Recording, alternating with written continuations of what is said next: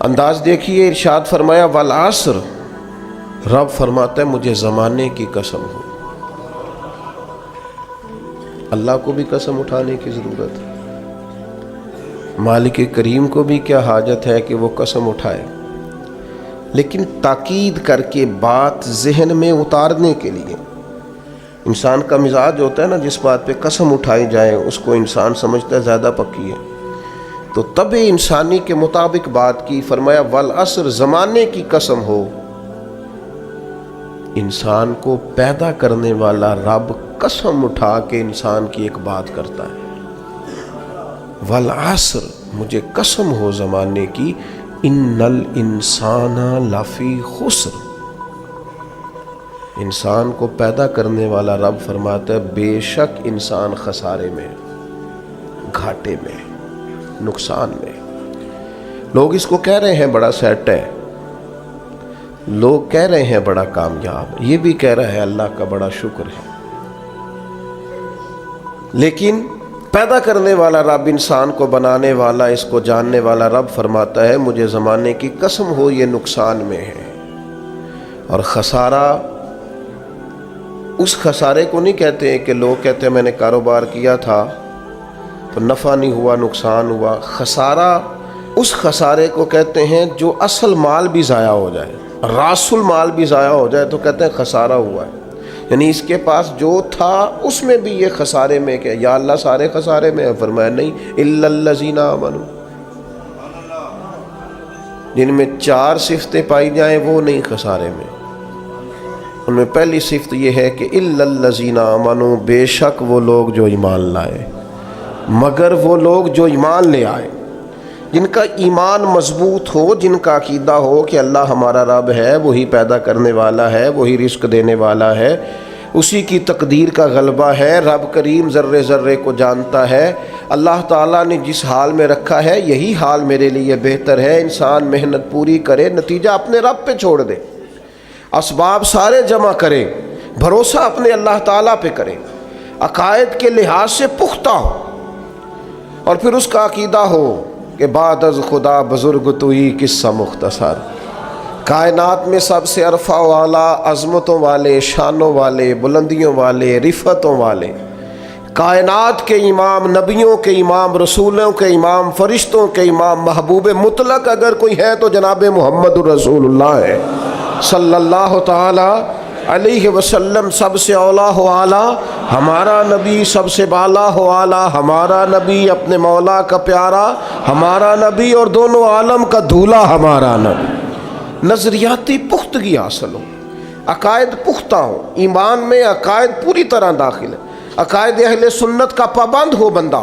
پھر ایک اور بنیادی عقیدہ ہے، اسی ضمن میں سارے عقائد آ جاتے ہیں، فرشتوں پر بھی ایمان ہو، اللہ کے تمام انبیاء پر ایمان ہو، اچھی بری تقدیر پر ایمان ہو، لیکن ایک بنیادی عقیدہ جس کو عقیدہ آخرت کہا جاتا ہے، اس پر انسان کا ایمان ہونا بڑا ہی ضروری ہے۔ اگر آخرت پر ایمان کمزور ہو جائے تو دنیا میں جتنے بھی عمل ہم کرتے ہیں یہ سارے کمزور ہو جائیں۔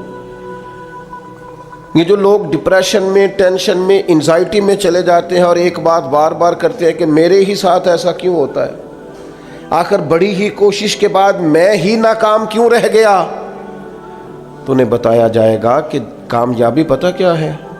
لا یستوی اصحاب النار و اصحاب الجنہ، اصحاب الجنت هم الفائزون۔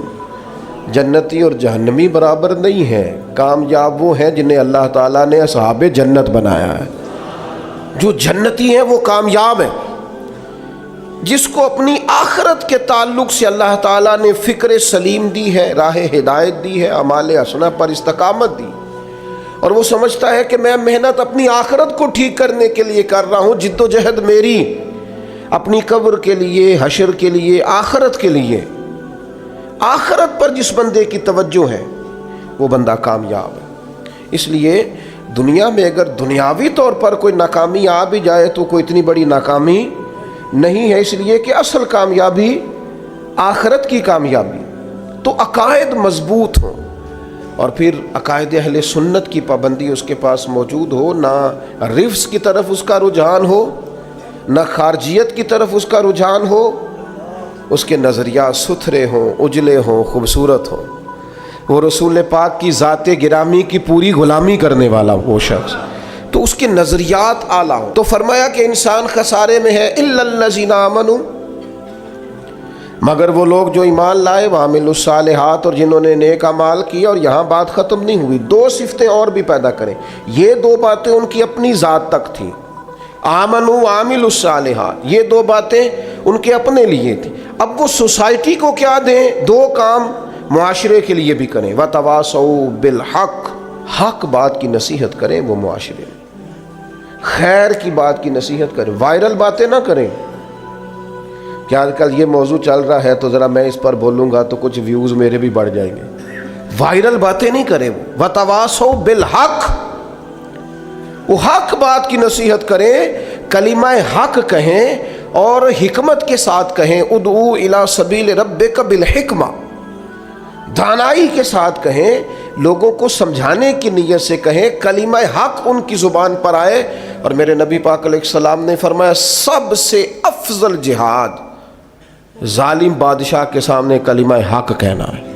آپ حق کے ساتھ کھڑے ہوں، پھر آپ لوگوں کو امر بالمعروف کریں، پھر نہی عن المنکر کہیں، اور وہ بھی بندہ دیکھ کے نہیں۔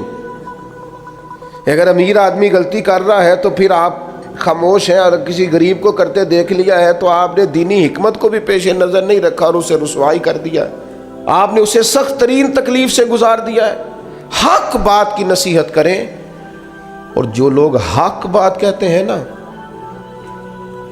ان پر تکلیف بھی آتی ہے، تکلیف آتی ہی ہمیشہ حق کہنے والوں پر۔ تو چونکہ میدان لگایا ہے، اب حق میں نکلے ہو، اب تم نے سفر شروع کیا ہے تو بھائی پیروں پہ چھالے تو پڑیں گے، سفر کرو گے تو تھکاوٹ تو ہوگی، کوئی رستہ طے کرو گے تو گرد تو پڑے گی، اگر کسی سمت تیز دوڑو گے تو مخالف سمت سے ہوا تو تیز آئے گی۔ اب وہاں گھبرانا نہیں، کمزور نہیں پڑنا، تھکی باتیں نہیں کرنی۔ اب ایسا نہ ہو کہ تم نے معذرت خواہانہ رویہ اختیار کیا، وتواصوا بالحق کے وتواصوا بالصبر، وہ حق بات کی وصیت کرتے ہیں اور ایک دوسرے کو صبر کی تلقین کرتے ہیں۔ چار صفات پیدا کریں تو خسارے سے بچ سکتے ہیں۔